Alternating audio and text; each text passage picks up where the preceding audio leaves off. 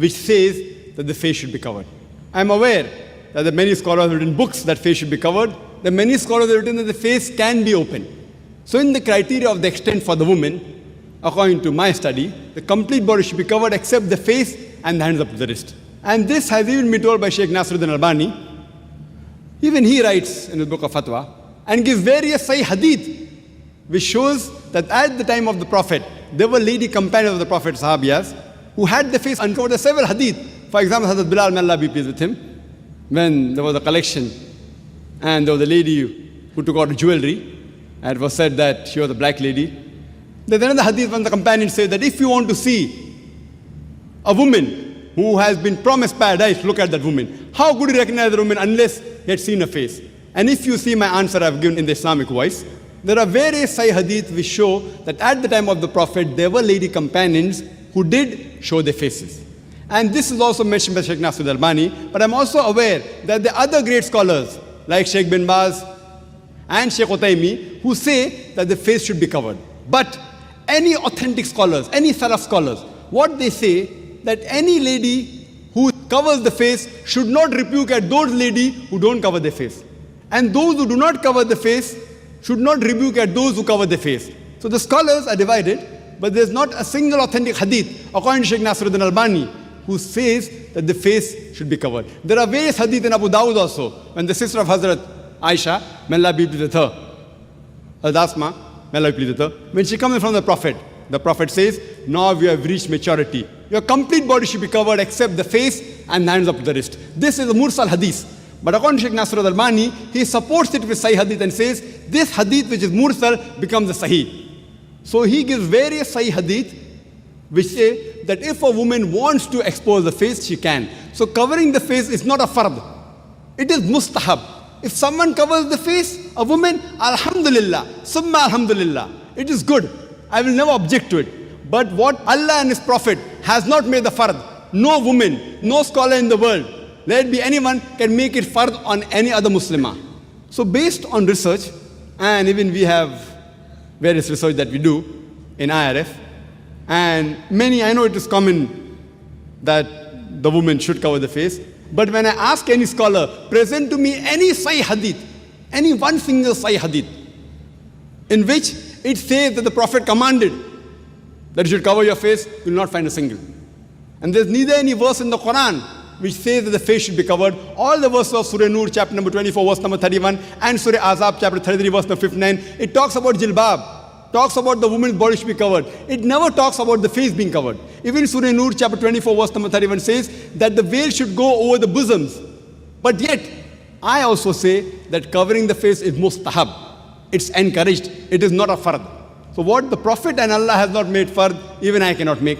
So covering the face for a woman in Islam is not fard according to me. Yet there are many scholars who say it should be covered. I say fine, it is their view. Since no one has presented to me any Sahih hadith, any verse of the Quran. So based on that, sister, all those ladies are covering the face. Alhamdulillah, please continue. Please don't misunderstand.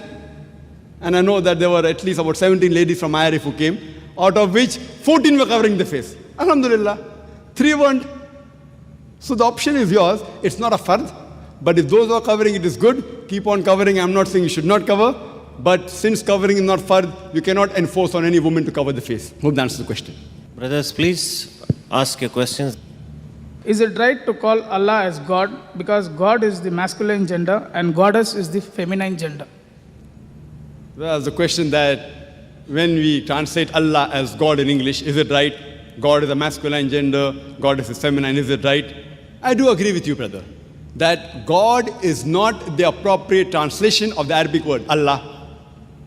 Therefore, we Muslims prefer calling Allah by the word Allah instead of God, because I do agree that a person can play mischief with the English word God. If you add S to God, it becomes gods, meaning a plural of God. Allah subhanahu wa ta'ala has got no plural. Qul huwa Allahu ahad. Says Allah one and only. If you add D-E-S-S to God, it becomes goddess. That means there's a male God and a female God. Allah subhanahu wa ta'ala has got no gender. He's neither feminine, he's neither masculine. He's unique. If you add father to God, it becomes Godfather. He's my Godfather. There's nothing like Allah Abba or Allah Father in Islam. If you add mother to God, it becomes Godmother. There's nothing like Allah Ammi or Allah Mother in Islam. Allah is a unique word. Therefore, we prefer calling Allah with the Arabic word Allah instead of the English word God. But when certain Muslims, when they're speaking with non-Muslims who may not understand the concept of Allah subhanahu wa ta'ala, and if they use the word God for Allah, like how I have done, because many people out here are non-Muslims, they may not understand the concept of Allah. So if we translate Allah as God for the convenience of those who don't know the true concept of Allah, there's no problem. But God, I do agree with you, is not the correct translation of the Arabic word Allah. Hope that answers the question. Assalamu alaikum. என்னிடத்தில் ஒரு சகோதரர் அவர் கேட்டார்கள். The brother is asking about the date line. There is a time difference in the date line, and he wants to know that if he is on one side of the date line and he has prayed Jummah and he has crossed over to the other side, and if it is Jummah work there, it could be the same day. So what he has to do? So he's got a non-Muslim brother who's asking this question, Assalamu alaikum. and he wants Dr. Zakir Naik to answer that.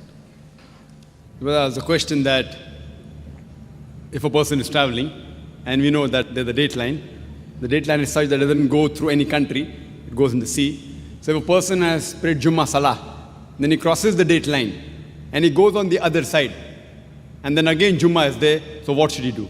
If a situation arises where, suppose for example, if you have celebrated Eid, so you have to celebrate Eid with the people where you're staying with. So you've already celebrated Eid and offered the Eid Salah. Again, when you come to a place, because you started Ramadan with those people, ended there, now you come to a new country. For example, in Saudi Arabia, you started Ramadan, celebrate Eid, etc. And then come again to India, where the Eid is approximately 1 or 2 days later. You need not again offer the Eid Salah.